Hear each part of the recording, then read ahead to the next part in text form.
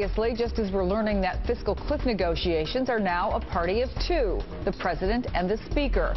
The New York Times reporting that House Speaker John Boehner wants to speak only to President Obama out of public view, though we've just learned that Boehner is holding a news conference at 11 o'clock this morning Eastern Time. The fight, though, still very public. Vice President Joe Biden is having lunch with a group of middle-class Americans who would be affected if the nation goes over the cliff. Yesterday, President Obama visited a Virginia family and said while the problem is solvable, tax hikes for the rich are non-negotiable.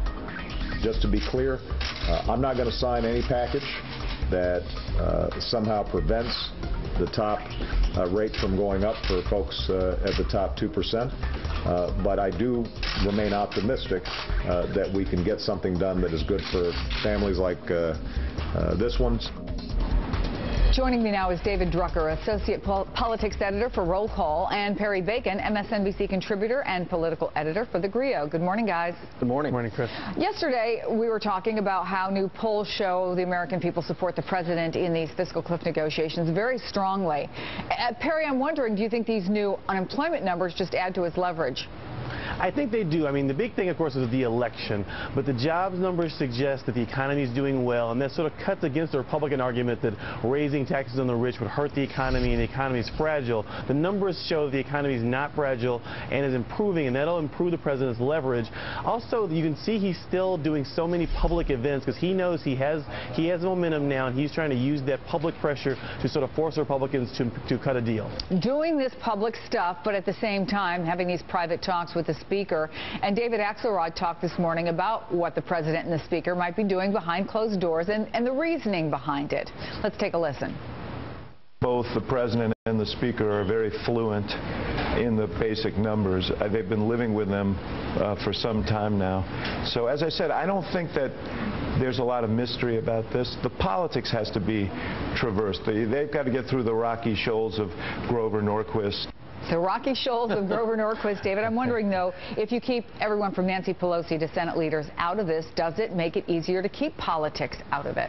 I think it at least makes it easier for the two men to try and develop a deal that they think might work for all sides.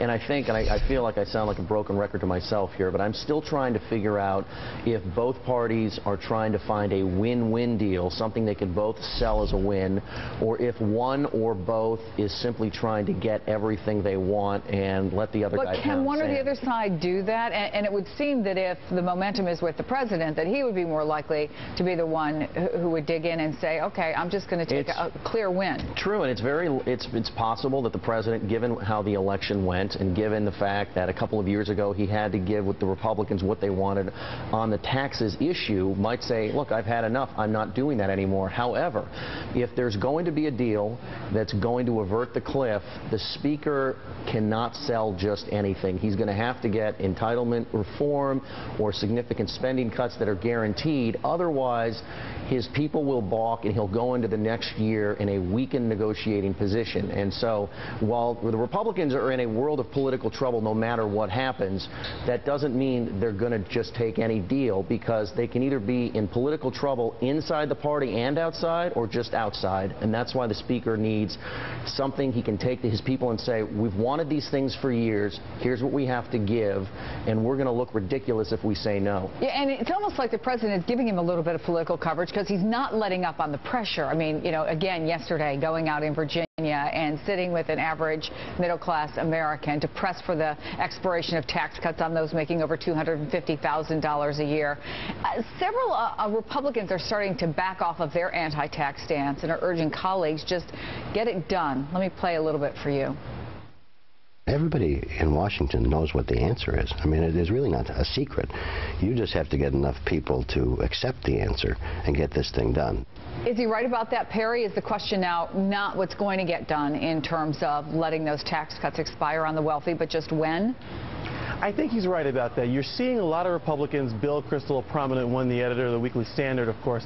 You're seeing a lot of prominent Republicans say there's going to be about $1 trillion in tax increases. President Obama won the election. He's pressing on that. And now we're in a stage where you saw Tom Cole of Oklahoma, House member, say that there's a lot of Republicans now saying we're going to have to accept some tax increases.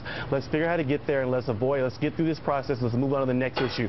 A lot of them already concede this fight, but still, and Boehner has more leverage now because of that. He still has to worry about where Republicans think, but he has a lot of leverage because people have now conceded Obama won the election. We're going to have some tax increases somewhere. A lot of, obviously, members of Congress are talking about this, but they don't really have any influence in it, just looking from the outside. When you hear about these talks that are one-on-one between the president and the speaker, not everybody's happy about it. I mean, Bernie Sanders, the independent from Vermont, yesterday saying that the Senate needs to find a way to make itself more relevant, and Jeff Sessions has denounced these secret talks several times on the floor of the Senate. And, you know, it seems like their question, David, is this any way to run a democracy? Well, this is actually the only way you get a deal. Now, here's what these members have. They have the right to vote against any deal they're presented with, and that's their power. Members of Congress are always upset when they're not in the room, when they're treated like backbenchers. They were elected too, but there's no way you can have a negotiation between two competing sides